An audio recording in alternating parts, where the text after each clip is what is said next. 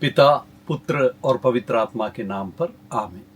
यीशु मसीह में प्यारे भाई और बहनों, हम प्रभु यीशु मसीह के जन्म की तैयारी में हैं और आज कैथलिक कलीसिया ने हमें मनन चिंतन के लिए लूकस के सुसमाचार पहले अध्याय के 26 से लेकर 38 तक के ईश वचन दिए हैं। इसमें हम ये देखते हैं कि छठे महीने स्वर्गदूत गब्रिएल ईश्वर की ओर से गलीलिया के नाजरत नामक नगर में एक कुंवारी के पास भेजे गए। छठे महीने अर्थात सकरियास को संदेश देने के 6 महीने के बाद पवित्र कुंवारी मरियम के पास ईश्वर के दूत गब्रिएल संदेशा लेकर आते हैं। मनुष्य के मुक्ति के विधान का बहुत ही अहम पल है ये। उत्पत्ति ग्रंथ के 3 अध्याय के 15वें वाक्य में प्रभु ने यह प्रतिज्ञा की थी कि स्त्री का वंश शैतान के सिर को कुचलेगा, और प्रभु अपनी प्रतिज्ञा को पूरी कर रहे हैं। ईश्वर के संदेश को लेकर जब गब्रिएल पवित्र कुंवारी मरियम के पास आते हैं तो वे कहते हैं, प्रणाम प्रभु की कृपा पात्री, प्रभु तुम्हारे साथ हैं। यह सुनकर मरियम असमंजस में पड़ जाती है। क्या है इसका अर्थ? जब गब्रिएल ये कहते हैं कि प्रभु की कृपा पात्री, प्रभु तुम्हारे साथ हैं, तो मरियम को यह समझना चाहिए कि इस्राएल के ईश्वर, जो एकमात्र ईश्वर हैं, जिन्होंने अपना नाम याहवे बताया है और जिसे भय भक्ति पूर्वक इस्राएली अदोनाई कहते हैं, वो अदोनाई इस्राएल के एकमात्र ईश्वर मरियम के साथ हैं। क्योंकि अभी तक मरियम को यह नहीं मालूम है कि ईश्वर त्रिएक ईश्वर है, पिता, पुत्र और पवित्र आत्मा है। वह तो सिर्फ यही जानती है कि यहूदी होने के नाते कि ईश्वर तो एक है, और वो ईश्वर वही हैं जो पुराने नियम में इस्राएल के एकमात्र ईश्वर हैं। और गब्रिएल ने यह कहा कि प्रभु की कृपा पात्री, इसका अर्थ है कि उसमें हमेशा प्रभु की कृपा है। उसने हमेशा प्रभु की कृपा को पाया है। अब जब इस वाक्य की गहराई में हम जाते हैं तो हम ये समझते हैं कि इसका अर्थ है ईश्वर ने उस पर मेहर की है, कृपा की है, उस पर अपनी कृपा दृष्टि डाली है। हमारी योग्यता, हमारी काबिलियत से कुछ नहीं होता। ईश्वर जब हमें देखते हैं, हम पर अपनी नजर डालते हैं, वही है हमारे जीवन का सबसे बड़ा सौभाग्य। अब मरियम को यह पता चल रहा है स्वर्गदूत के द्वारा, जो कि ईश्वर का ही संदेश लेकर आए हैं। इसका अर्थ है कि ईश्वर खुद मरियम से बात कर रहे हैं गब्रिएल के द्वारा कि वो प्रभु की कृपा पात्री है। मरियम को भी एहसास है, सही है, मैं दूसरों से अलग हूं। न जाने क्यों मुझे ईश्वर से बहुत प्रेम है, न जाने क्यों मुझे हमेशा ईश्वर के प्रेम का एहसास है कि ईश्वर भी मुझे बहुत प्यार करते हैं। लेकिन मरियम को यह अभी तक नहीं मालूम है कि वो अपनी मां की कोख से ही पवित्र आत्मा को प्राप्त कर चुकी है। इसलिए गब्रिएल जब ये कहते हैं कि प्रभु की कृपा पात्री, तो उसे सिर्फ यही अर्थ समझ आया कि प्रभु ने इतनी छोटी होने के बावजूद, नासरत जैसे छोटे गांव में जीने के बावजूद, एक गरीब होने के बावजूद, ईश्वर ने मुझे प्यार किया है, प्यार से देखा है, मुझ पर अपनी कृपा बरसाई है। और यही देखो कितनी बड़ी कृपा है कि ईश्वर ने अपने दूत को, गब्रिएल को मेरे पास भेजा है। क्या मैं इसकी योग्य हूं? क्या है इसका अर्थ? इसलिए बहुत अचंभे में पड़ गई है। और तब गब्रिएल आगे उसको समझाते हैं, मरियम डरिए नहीं, आपको ईश्वर की कृपा प्राप्त है। आप गर्भवती होंगी, पुत्र प्रसव करेंगी और उनका नाम ईसा रखेगी।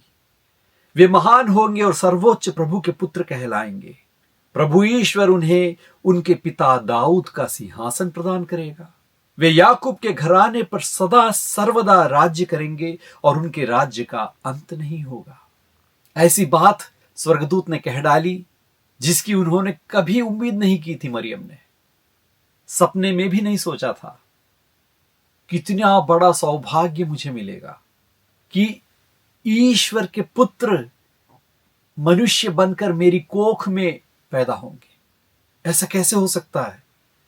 और वह दाऊद के सिंहासन पर बैठेगा। अर्थात पुराने नियम में जो प्रतिज्ञा थी, जो प्रतीक्षा थी, जो उम्मीद थी कि दाऊद के घराने पर दाऊद का पुत्र एक दिन राजा बनकर आएगा और उसका राज्य का कभी अंत नहीं होगा, वह इस्राएल का राज्य बनाएगा। तो क्या दाऊद का पुत्र मसीहा मेरी कोख से पैदा होगा? और मरियम बहुत ही अचंभे में पड़ गई है, बहुत ही विनम्र हो चुकी है और उसे कुछ समझ नहीं आ रहा है कि ये सब क्या है प्रभु, ये सब क्या है। अभी तक तो सिर्फ यही मालूम था कि इस्राएल के प्रभु ईश्वर ही एकमात्र ईश्वर हैं। अब ईश्वर के पुत्र वो मनुष्य बनकर मुझ में पैदा होंगे। तब मरियम ने स्वर्गदूत से कहा, यह कैसे हो सकता है? ऐसा मरियम के पूछने का एक और कारण यह था कि मरियम की तो जोसेफ के साथ सिर्फ सगाई हुई थी, मंगनी हुई थी, शादी नहीं हुई थी। वो अभी तक जोसेफ के साथ नहीं बसी थी। तो मैं तो कुंवारी हूं, मैं कैसे पुत्र को प्रसव करूंगी? और दूसरी बात, ईश्वर के पुत्र मुझसे मानव बनेंगे, ये सब कैसे हो सकता है? ईश्वर जिसे कि हम देख नहीं सकते, जिसे देखते ही हम मर जाएंगे, ऐसा विश्वास था पुराने नियम में, उस ईश्वर को क्या हम देख पाएंगे और एक शिशु बनकर मेरी कोख में पैदा होंगे? ये सब कैसे हो सकता है? कुछ समझ नहीं आ रहा है। तब स्वर्गदूत कहते हैं, पवित्र आत्मा आप पर उतरेगा और सर्वोच्च प्रभु की शक्ति की छाया आप पर पड़ेगी, इसलिए जो आपसे उत्पन्न होंगे वे पवित्र होंगे और ईश्वर के पुत्र कहलाएंगे। अब मरियम तीसरे व्यक्ति के बारे में सुन रही है। वो तीसरे व्यक्ति है पवित्र आत्मा। अभी तक ये नहीं मालूम था कि ईश्वर में तीन व्यक्ति हैं, पिता, पुत्र और पवित्र आत्मा। पहली बार ये सब मैं सुन रही हूं। वास्तव में इंसान के इतिहास में मरियम ऐसी पहली व्यक्ति है जिसने ईश्वर के जीवन का ये अंदरूनी रहस्य सुना है कि ईश्वर पिता, पुत्र और पवित्र आत्मा है। पिता ईश्वर मरियम के साथ हैं। पिता ईश्वर ये चाहते हैं कि उनका इकलौता पुत्र मरियम की कोख से जन्मे। वो कैसे संभव होगा? तीसरे व्यक्ति पवित्र आत्मा मरियम पर आ उतरेंगे और उनकी शक्ति से एक कुंवारी भी गर्भवती होगी और ईश्वर के पुत्र की मां बनेगी। ये कितना विस्मयनीय क्षण है, कितनी बड़ी बात है जो मरियम सुन रही है। वो तो सिर्फ 13 या 14 साल की बालिका रही होगी जब गब्रिएल उसके पास आए। ये सब समझने की ना बुद्धि या शक्ति उसमें थी। तो ये है जो कि आज के सुसमाचार में हम देख रहे हैं। और ईश्वर के पुत्र, हमारे मुक्तिदाता, उनकी मां बनने का सौभाग्य प्रभु मुझे दे रहे हैं, उसका न्योता मुझे दे रहे हैं। और गब्रिएल एक और बात बोलते हैं कि मरियम विश्वास करो, क्योंकि तुम्हारी कुटुंबिनी एलिजाबेथ, वो जो कि बांझ थी, उसकी कोख में 6 महीने से एक बच्चा है, वो मां बनने वाली है। तो इस प्रकार स्वर्गदूत ये बताना चाहते हैं 37वें वाक्य में कि ईश्वर के लिए कुछ भी असंभव नहीं है। ईश्वर के पास ऐसा कुछ भी नहीं है जो वो ना कर सके। वो सर्वशक्तिमान है। एक कुंवारी भी ईश्वर की कृपा से मां बन सकती है। ईश्वर भी मनुष्य बनकर इस दुनिया में आ सकते हैं। ईश्वर जो कि अदृश्य है, जिन्हें कोई नहीं देख सकता, वो ईश्वर मांस लेकर, मनुष्य बनकर इस दुनिया में आ सकते हैं, क्योंकि ईश्वर जो चाहे वो कर सकते हैं।